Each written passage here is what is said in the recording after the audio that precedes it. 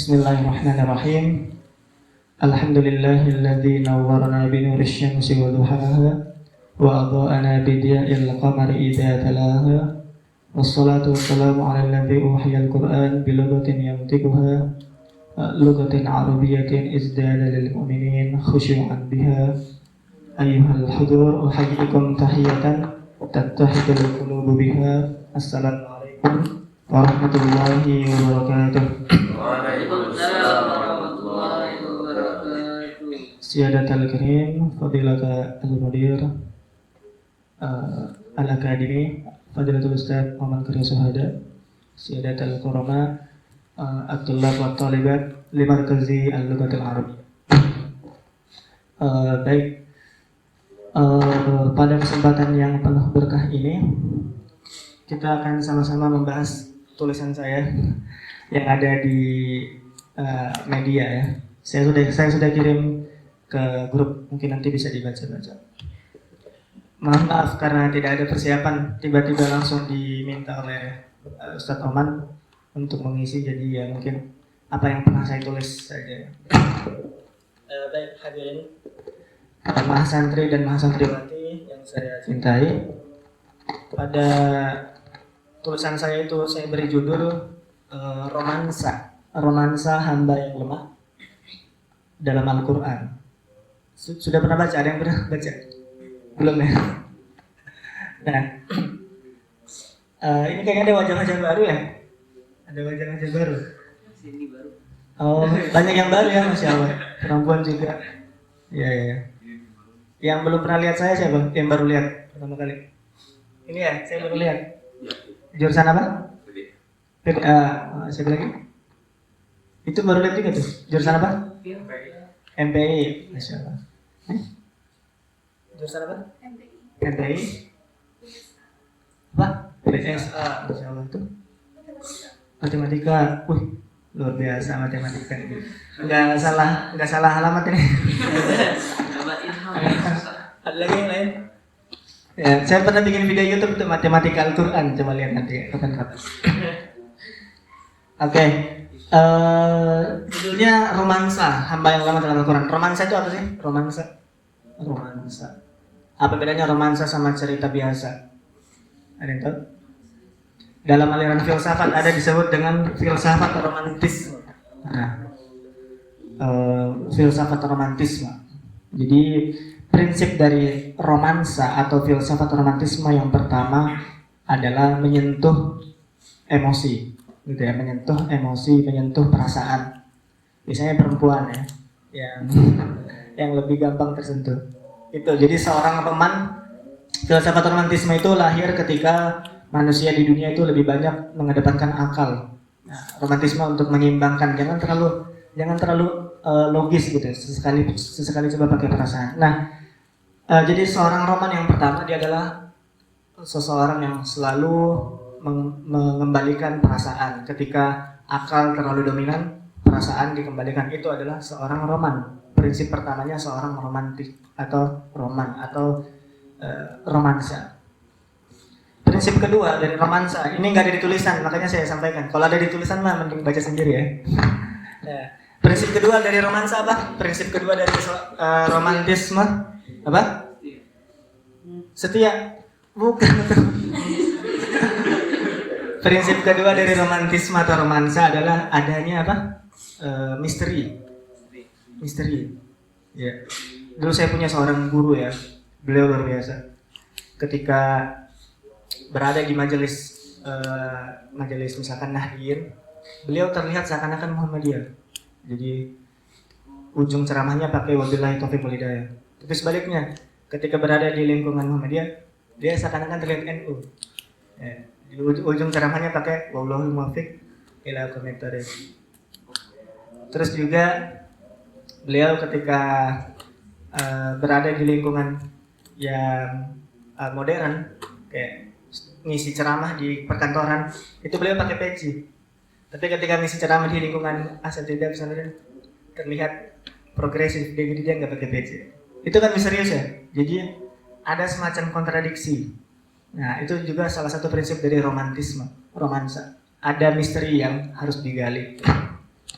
Nah, Islam dianggap sebagai agama yang paling romantis. Kenapa? Kenapa Islam dianggap sebagai agama yang paling romantis? Karena tadi pertama banyak hal yang menyentuh hati, kedua banyak misteri. Kalau di agama lain Tuhannya kelihatan apa enggak? Ada gambarnya, ada hidungnya, ada itu kan? Itu Tuhannya tidak misterius lagi, tidak romantis lagi. Kalau di Islam, jangankan Tuhan, Nabi saja tidak boleh digambar, ya kan? Nabi, bahkan sebagian ulama tidak bolehkan menggambar sahabat. Nah, sebagian ada cuma membatasi di Nabi saja. Ada sebagian bahkan sahabat tidak boleh digambar. Nah, itu prinsip yang sangat romantis dari Islam. Jadi Tuhannya tidak eksplisit, tidak ada gambarnya kayak agama lain. Bahkan ada yang mempersonifikasi Tuhan dengan manusia, dengan binatang, kan ada ya. Nah, itu kita hormati beliau, meskipun keyakinan kita berbeda, kita harus hormati. Tapi itu tadi prinsipnya, Islam ini agama yang romantis karena dia menyentuh hati, kedua banyak misterinya, banyak hal yang bikin kita bertanya-tanya, ya, misterius gitu ya. Makanya di tulisan saya diawali dengan bertanya-tanya. Coba baca ya. Kalau pulang dari sini tolong dibaca. Nah, Al-Quran ketika menggambarkan manusia itu misterius juga. Di satu sisi Al-Quran mengatakan laqad khalaqnal insana fi ahsani taqwim. Kata Al-Quran ini manusia ini makhluk yang paling baik. Tapi di sisi lain, ya, Al-Quran itu justru mengatakan manusia ini sulit. Surat Al-Balad. Apa boleh surat Al-Balad? La uqsimu bil balad wa tahil boleh dimulai. Laqad khalaqnal insana fi kabad. Tadi di awal fi ahsani taqwim. Manusia ini yang paling mulia, paling hebat. Tapi di sisi lain misterius nih. Khalaqnal insana fi kabad. Enggak, manusia itu enggak mulia, dia sulit orangnya. Nah, kabad itu sulit, siksaan, berjuang. Ya. Jadi di satu sisi yang lain, ayat yang lain Al-Quran juga mengatakan manusia ini yang paling mulia. Apa buktinya? Walaqad karramna bani Adam. Siapa yang hafal Al-Quran di sini? Ya. Ada ayat di surat apa itu? Dikatakan walaqad karramna bani Adam. Kami telah memuliakan anak cucu Adam. Wa hamalnahum fil barri wal bahr wa faddalnahum alal tuh. Kayak pengen hafal Quran ya kan ya? 30 juz. Masya Allah. Itu ya. Maaf kalau saya sudah lupa hafalannya, jadi kalau salah-salah kata tolong dikoreksi ya. Nah, walaqad karramna bani Adam wa hamalnahum fil barri wal bahr wa razaqnahum minat thayyibat wa faddalnahum ala katsirin mimman khalaqna tafdila. Nah, di ayat yang lain juga ada wa faddalnahum ala alamin. Jadi di satu sisi ya, Allah mengatakan manusia ini yang paling mulia, wa faddalnahum ala alamin, dari seluruh makhluk yang lain, dari seluruh alam yang lain, gitu ya. Tapi di sisi yang lain dikatakanlah misalkan surat 33 ayat 72 ya. Apa itu? Nah, inna aradna al-amanata 'ala as-samawati wal ardi wal jibali fa abayna yahmilnaha wa asfaqna minha wa hamalaha al-insan innahu kana zaluman jahula. Nah, itu. Di sisi yang lain Al-Quran justru mengatakan manusia itu zaluman jahula. Udah zalim, bodoh lagi, ya kan? Tuh, dan itu pakai sigoh mubalaghah ya. Zaluman, bukan, kalau zalim sama jahil itu masih biasa, masih kebodohan dan kezalimannya masih tingkat biasa. Tapi kalau zaluman jahula itu udah di atas ya. Murakkab ya, udah double gitu ya. Nah, jadi itulah misteriusnya Al-Quran, romansa. Jadi itulah romansa dari Al-Quran ketika menggambarkan manusia. Di satu sisi digambarkan dia diciptakan paling baik, di satu sisi digambarkan diciptakan dalam keadaan sulit. Di satu sisi dikatakan manusia itu adalah makhluk yang paling mulia, di satu sisi dikatakan dia lebih bodoh dan lebih zalim daripada daripada bumi, gunung, ya kan? Tadi kan inna aradna al-amanata 'alas samawati wal ard. Sebenarnya kata Al-Quran, awalnya kita tuh mau ngasih amanah kepada alas samawat wal ard wal jibal, tapi mereka nggak mau. Jadi seakan-akan di satu sisi dikatakan manusia ini lebih bodoh daripada langit, bumi dan sebagainya. Ada juga ayat yang lain kan ya, apa? Lahum qulubun la yafqahuna biha wa lahum adhanun la yasma'una biha. Ulaika kal an'am bal hum adall. Nah, itu kan. Jadi Al-Qur'an mengatakan di satu ayat yang lain, manusia ini yang paling mulia di antara makhluk lain. Tapi di ayat yang itu dikatakan ulaika kal an'am, mereka itu setara binatang, bal hum adall, bahkan mereka itu lebih buruk dari binatang. Inilah romantisme Al-Qur'an ketika berbicara tentang manusia. Nah, di ayat yang lain yang mau kita bahas, Allah berfirman dalam surah An-Nisa ya, ayat 28. Gimana tuh bunyinya? Siapa yang hafal An-Nisa?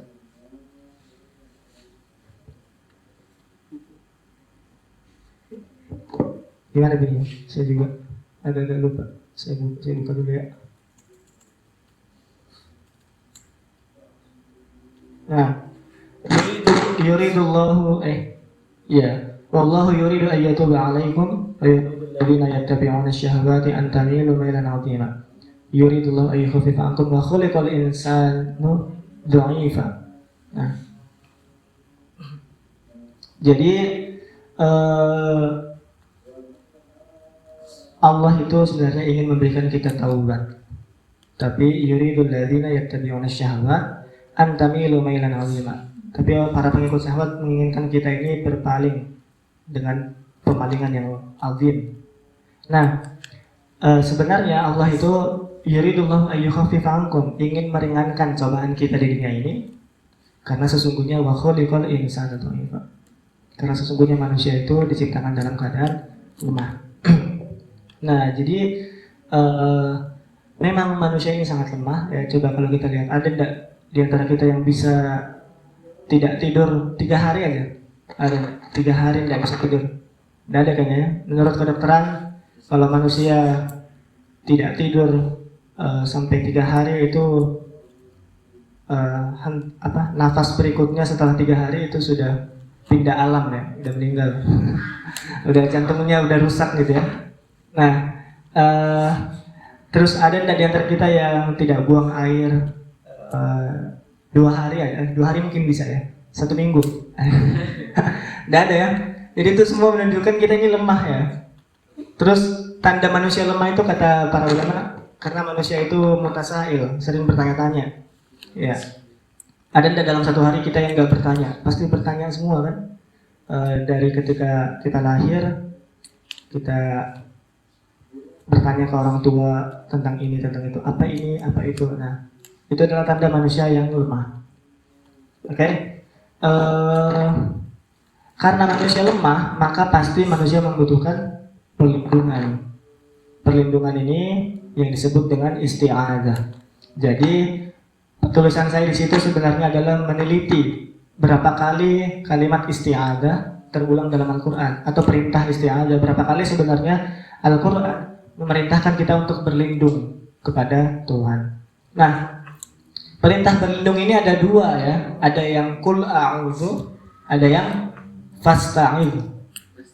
Kalau qul a'udzu itu sebenarnya lebih khusus objeknya. Misalkan qul a'udzu birabbil falaq min syarri ma khalaq. Jadi kita disuruh berlindung dari buruknya min syarri ma khalaq, dari buruknya ciptaan-ciptaan Tuhan, buruknya binatang, buruknya manusia, buruknya alam ya. Atau qul a'udzu birabbin nas, malikin nas, ilahin nas, min syarril waswasil khannas. Jadi di situ disuruh berlindung, objeknya adalah min syarril waswasil khannas, dari buruknya bisikan-bisikan syaitan. Tapi yang diteliti di sini bukan qul a'udzu tapi fasta'id. Kalau fasta'id menurut ulama itu momennya kapan kita harus diminta berlindung. Nah, alhamdulillah setelah diteliti, kata fasta'id itu dalam Al-Quran ada 4 ayat ya. Tapi sebelum kita teliti fasta'id 4 ayat itu, kita cari tahu dulu kapan pertama kali a'udzubillahi minasyaitonirrajim ini diajarkan oleh Nabi. Ada yang tahu? A'udzubillahi minasyaitonirrajim, perintah berlindung ini diajarkan ketika Ada hadis di Sahih Bukhari ya, 5651. Jadi ceritanya waktu itu ada dua orang sahabat yang saling meledek, wajahnya sampai merah, ya, wajahnya sampai merah. Terus Nabi bilang ke sahabat yang ada di sampingnya, mau tahu enggak, ada suatu kalimat yang kalau mereka ucapkan mereka akan tidak marah lagi gitu ya. Nih. Mana tadi? Oke. Nah, akhirnya apa kalimat itu kata sahabat? Akhirnya Nabi mengajarkan, A'udzubillahi minasyaitonirrajim. Saya berlindung kepada Tuhan dari setan yang terkutuk. Dan kalau kita teliti secara bahasa, sebenarnya setan itu dari kata apa? Syata yashitu, artinya membakar, ya, terbakar. Misalkan syata al-matbah, itu artinya ihtarqa al-matbah. Dapur itu terbakar. Berarti kita tahu bahwa kata dasar dari syaitan saja sudah bermakna sesuatu yang membakar amarah, gitu ya. Nah, berarti segala sesuatu yang berkaitan dengan amarah itu setan sebenarnya, setan. Ya. Terus kita lihat misalkan dari dua kejadian yang baru-baru ini, betapa pentingnya kita untuk berlindung kepada Allah. Kejadian pertama misalkan Pak Ferdi Sambo ya, yang hilang pangkat jabatan karena kemarahan, ya. Terus Mario Dandi, ya, juga bisa hilang sifat manusianya karena kemarahan. Berarti betul banget tuh kata Nabi tadi, ketika kamu marah ucapkanlah A'udzubillahi minasyaitonirrajim. Dalam Al-Quran diperintahkan mengucapkan kalimat itu ketika 3 momen. Ya tadi 4 ayat itu saya kumpulkan. Ternyata momen pertama adalah ketika menghadapi kesombongan. Nah, ini luar biasa. Dalam surah Ghafir disebutkan ini kata fasta'idz pertama yang saya temukan dalam surah Ghafir berbunyinya innal ladzina yujadiluna fi ayatillahi bighairi sultanin atahum in fi sudurihim illa kibarun ma hum bibalighi fasta'idz billah innahu huwas samiul alim. Jadi ketika in fi sudurihim illa kibarun, ketika di dalam dada mereka karena di dalam mereka ada kesombongan. Nah, artinya ketika menghadapi kesombongan, misalkan dalam satu momen kita ketemu teman kita terus dia kelihatannya tidak pintar misalkan, terus kita merasa sombong tuh, saya lebih pintar daripada dia, maka ucapkanlah fasta'idz billah a'udzubillahi minasyaitonirrajim, karena kesombongan itu adalah apa? Sababul ikhraj. Apa itu kesombongan? Kesombongan adalah sababul ikhraj dan sababul ib'ad. Kalau kata ulama, sombong itu penyebab terusirnya setan dari surga, ya kan? Dan sababul ib'ad, sebab jauhnya atau terjadinya jarak antara setan dan Allah, ya kan? Gimana ceritanya itu? Itu kalau rabbuka lil malaikati wa idh qulna lil malaikati isjudu li adama fasajadu illa iblis aba wastakbaru. Ada kata istakbaru, sombong, ya kan? Iblis disuruh sujud enggak mau, aba wastakbaru makanya minal kafirin. Nah, di ayat yang lain itu di Al-Hijr yang lebih jelasnya ya. Allah bertanya, qala ya iblisu malaka alla takuna ma'as sajidin. Ada yang hafal Al-Hijr? Qala lam aqul yasjuda li basharin khalaqtahu min salsalin min hama'in masnun. Ya, jadi Allah bertanya, malaka alla takuna ma'as sajidin. Kenapa kamu tidak mau bergabung kepada malaikat yang sujud? Terus qala iblisu lam akun li asjuda li basyarin khalaqtahu min salsalin min hama'in masnun. Ngapain saya sujud ke makhluk yang kamu ciptakan, kata setan ya kepada Allah. Dari hama'in masnun, tanah liat yang hitam dan terbentuk itu ya. Nah, berarti rasisme pertama lahir dari mulutnya setan, karena dia rasis melihat makhluk yang berbeda. Kita misalkan kalau kita lihat ada orang Cina yang beda ras misalkan atau ada orang negro, lalu kita merasa sombong, nah berarti kita pengikut setan. Nah, atau jangankan rasis suku, rasis ormawa misalkan, kalau lihat orang yang ormasnya beda, Muhammadiyah, lagi Syiah, Persis, Ahmadiyah, kita merasa lebih baik dari mereka, ya. Ya, berarti kita syaitan sama aja kan? Oke? Salah. Nah, itu perintah pertama yang di momen kita untuk berlindung apa? Fasta'in. Bila ketika ada kesombongan, baik di dalam diri kita atau di orang lain. Ya. Apa lagi tadi? Oh, belum selesai tadi. Ada yang hebat dari Al-Hijr itu ya. Qala rabbi fa'anzirni ila yaumi yub'atsun. Qala fakhruj minha fa innaka rajim. Jadi ketika setan iblis itu tidak mau sujud, apa kata Allah? Qala fakhruj minha fa innaka rajim. Keluar dari surga. Makanya disebut kesombongan itu sababul ikhraj. Orang yang sombong pasti diusir, entah itu diusir dari surga setannya atau diusir dari pertemanannya, gitu ya. Sababul ib'ad, sebab terjadinya jarak antara setan dan Allah kan. Atau kalau di lingkungan kita, kalau ada yang sombong pasti diberi jarak, dijauhi gitu. Nah, tapi yang luar biasanya apa? Sekelas iblis itu sopan banget ya, sopan. Apa katanya? Qala rabbi fa'anzirni ila yaumi yub'atsun. Banyak hafiz di sini. Padahal itu juz 14 lah ya. Bisa hafal. Berarti udah 30 juz. Insyaallah. Masya Allah. Ya. Nanti daftar PKU ya. Di kampus saya. S2-nya ya, nanti saya bantu. Oke? S2-nya nanti daftar PKU, oke? Kalau 30 juz insya Allah gampang. Nah, sekelas iblis sebegitu sopannya ketika meminta keringanan. Qala rabbi fa'anzirni, ada kata rabbi, wahai Tuhanku gitu ya. Makanya kalau ada misalkan orang yang tidak sopan ke Tuhan gitu, wah itu luar biasa, itu lebih buruk dari iblis. Iblis saja pakai rabbi, wahai Tuhanku. Oke. Momen kedua diminta kita untuk berlindung yang ada kata fasta'id apa? Yaitu ketika ada bisikan kejahatan. Ini sering nih. Ayat Qur'annya apa ya? Ayat Qur'annya itu contohnya ada yang hafal? Ada yang kata nazgun itu loh. Fa imma yanzaghunaka minasyaitani nazgun fasta'id billah.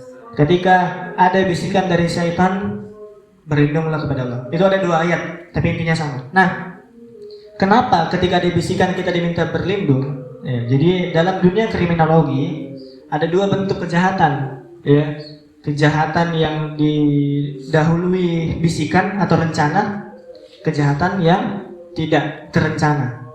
Rata-rata pasti nih kaidah hukum mengatakan kejahatan yang didahului oleh rencana itu hukumannya jauh lebih berat. Ya. Karena apa? Karena kalau ada rencana berarti dia ada momen untuk menyadari kesalahannya. Oh, cancel saya mau misalkan mencuri. Saya rencanakan itu 1 bulan sebelumnya, itu lebih berat daripada saya jalan tiba-tiba lihat uang karena lapar gak ada uang gitu kan, akhirnya nyomot tiba-tiba. Nah, yang kesalahan kejahatan yang pertama yang dia sudah rencanakan, ini kosannya celahnya ketika hari Jumat, gitu kan? Dia udah lihat survei. Itu di jam segini laki-lakinya pada Jumatan, perempuannya lalai. Oke, di momen ini itu adalah rencana. Itu dosanya jauh lebih besar daripada jalan lapar gak ada uang comot. Nah, itu lebih ringan. Kenapa? Karena kalau ada rencana itu ada momen kita untuk taubat, ya kan? Untuk berlindung kepada Allah, gitu kan? Nah, makanya kata Allah, imma yanzaghunaka minasyaitani nazghun fasta'id billah. Ketika ada bisikan dari setan, berlindunglah kepada Allah. Karena memang ternyata itu menjadi teori dasar dari kriminologi, ya. Pembunuhan berencana. Ferdy Sambo, kenapa dia dihukum mati? Karena pembunuhannya direncanakan 1 hari sebelumnya. Beda dengan siapa gitu yang membunuh mendadak karena tiba-tiba kesenggol di jalan, saling bacok, yang dibacok meninggal. Itu tidak hukuman mati karena dia tanpa rencana. Oke? Jadi momen kedua diminta berlindung adalah ketika ada bisikan. Ya, misalkan malam minggu ini dibisiki untuk malam minggu dibisiki untuk biasanya apa malam minggu? Dosa yang sering terjadi apa? Ya, dipikirkan sendiri lah ya. Oke. Momen ketiga untuk berlindung ini penelitian saya. Ayat selanjutnya diminta untuk berlindung ini luar biasa ya. Yaitu ketika membaca Al-Quran. Apa ayatnya? Fa idza qara'tal Qur'ana fasta'idz Momen terakhir yang diminta untuk berlindung kepada Allah adalah membaca Al-Quran. Nah, ini juga yang penting ya. Apa bedanya qiraah sama tilawah? Tala yatlu sama qira'a yaqra'u. Apa bedanya? Qiraah itu ya dibaca. Ada lagi rattala yurattilu tartil. Apa bedanya? Tala yatlu membaca tanpa irama. Makanya agak salah tuh musabaqah tilawatil Quran. Ya, kalau dengan irama apa? Tartil. Ya. Apa? Ya ayyuhal muzammil qum al-laila illa qalila nisfahu wa inqus minhu qalila aw zid 'alaihi wa rattilil Qur'ana tartila. Kenapa itu disuruh sepertiga malam untuk mentartilkan Al-Qur'an? Ya, karena di sepertiga malam kebisingan itu tidak ada. Sepi kan? Ketika sepi lalu ada orang mendengar tartilan Al-Qur'an, suara merdu orang yang membaca Al-Qur'an, dia akan tersentuh. Beda zaman sekarang ada mic, dulu mah enggak ada. Jadi orang-orang non muslim lihat kok ada suara-suara indah, itu namanya istinsyad. Istinsyad itu apa ya? Melakukan sesuatu tapi dengan irama yang enak. Nah, kok ada yang indah, akhirnya dia dengar dari jauh, dia mendekati, oh maknanya indah, kata-kata indah, akhirnya masuk Islam. Itu tujuannya sebenarnya tartil di sepertiga malam, untuk menyentuh hati orang-orang yang belum berislam. Jadi tartil itu membaca dengan irama. Dianjurkan sebenarnya kalau baca Al-Quran di momen apapun dengan irama, biar yang tadinya hatinya belum tersentuh jadi tersentuh. Kalau tilawah itu membaca saja, lagi ceramah baca tanpa irama, itu tilawah. Nah, jadi MTQ itu harusnya musabaqah tartil Quran ya, tapi nggak apa-apa lah. Nah, bedanya sama qiraah. Tapi yang dipakai di situ apa? Faida qara'ta. Yang dipakai adalah membaca, bukan faida talaita atau rottalta. Ya, tapi yang dipakai adalah qara'ta. Qara'ta itu membaca dan memahami. Nah, membaca dan memahami. Qiraatul kutub itu jangan cuma baca dengan i'rabnya gitu ya. Dengan nahwu sarafnya enggak, tapi harus juga dengan semantiknya, dengan pemahamannya. Nah, jadi fa idza qara'tal Qur'an fasta'in billah. Ketika kamu membaca untuk memahami Al-Qur'an, berlindunglah kepada Allah, karena banyak orang yang ketika membaca Al-Qur'an itu justru jadi radikal, khilafah misalkan, karena dia tidak membaca dengan komprehensif. Ya, misalkan apa yang suka dipakai ayat oleh HTI itu? Apa ya, saya lupa. Inilah hukmu illah lillah. Nah, tidak ada hukum kecuali hukum Allah. Jadi ini Pancasila undang-undang ganti dengan hukum Allah, Al-Qur'an. Nah, itu kan karena membaca Al-Qur'annya tidak isti'adah, itu tidak a'udzubillahi minasyaitonir, ya kan? Wah, kalau dibahas banyak argumen yang lain yang bisa membantah, tapi nanti bisa berjam-jam kalau kita bahas. Nah, jadi apa tadi? Membaca untuk memahami Al-Qur'an perlu perlindungan kepada Allah. Karena takutnya kita jadi radikal. Jadi berlindungnya itu dari ifham syaitoni. Ifham syaitoni itu pemahaman yang bersifat amarah. Jadi kan syaitan itu amarah ya. Nah, dulu di hari tahkim itu Ali bin Abi Thalib dibunuh, siapa lagi? Ada 3 orang yang mau dibunuh waktu itu kan. Muawiyah juga mau dibunuh, Utsman juga salah satunya dibunuh oleh Khawarij. Khawarij itu ciri-cirinya apa? Kata di riwayat disebutkan ciri-ciri orang Khawarij saat itu pandai membaca Al-Qur'an. Bukan pandai membaca memahami ya, pandai mentartilkan Al-Qur'an. Kedua, rajin sholat malam. Terlalu khusyuk gitu ya, terlalu khusyuk. Sehingga ketika dia memahami Al-Qur'an, dia merasa paling benar. Akhirnya sosok-sosok seperti Utsman dikafirkan, Ali dikafirkan. Akhirnya ya itulah pentingnya beristi'adah, meminta perlindungan ketika membaca untuk memahami Al-Qur'an. Untuk menghindari kita dari pemahaman-pemahaman yang syaitoniyah, yang mengandung amarah. Oke. Nah, ya sisanya mungkin bisa dibaca di tulisan itu ya. Ada tentang tafsir, ada tentang tafsir dari Ibnu Ashur, dari Ar-Razi, ada semuanya di situ. Oke, jadi itulah penelitian dari saya mengkaji Fasta'iz, perintah berlindung kepada Allah yang ada dalam Al-Quran. Ternyata ada 4 ayat, tapi 2 ayat yang tengah ini dia nyatu sama-sama bunyinya fa'imma yanzaghunaka minasyaitonir rajim fasta'iz billah. Momen pertama tadi apa? In fi sudurihim illa kibarun ma hum bibalighi fasta'iz billah. Momen pertama kita diminta untuk berlindung kepada Allah adalah ketika menghadapi kesombongan baik dalam diri kita maupun orang lain. Karena kesombongan itu sababul ikhraj, penyebab diusirnya iblis dari surga. Terus yang kedua, momen kedua apa? Fa imma yanzaghunaka minasyaitoni fasta'iz billah. Ketika ada bisikan untuk melakukan kejahatan, berlindunglah kepada Allah. Karena biar di cancel itu rencana buruknya itu. Terakhir, fa idza qara'tal qur'ana fasta'iz billah. Ketika membaca Al-Qur'an untuk berniat memahami, maka berlindunglah kepada Allah agar tidak menjadi pembaca yang syaitoni, pembaca Al-Quran yang suka mengedepankan amarah, egosentris, rasisme, terorisme, dan ekstremisme. Ya, sekian mungkin. Sudah sampai jam berapa biasanya? Sampai jam 6 pas, nggak apa-apa, ini bonus 10 menit buat membaca esai ya. Entah itu beneran baca atau dalam mimpi ya. Kita tutup dengan Al-Fatihah.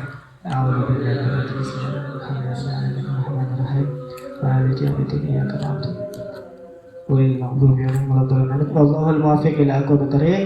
Aku liqauli hadza astaghfirullah li wa lakum. Tsumma assalamualaikum warahmatullahi wabarakatuh.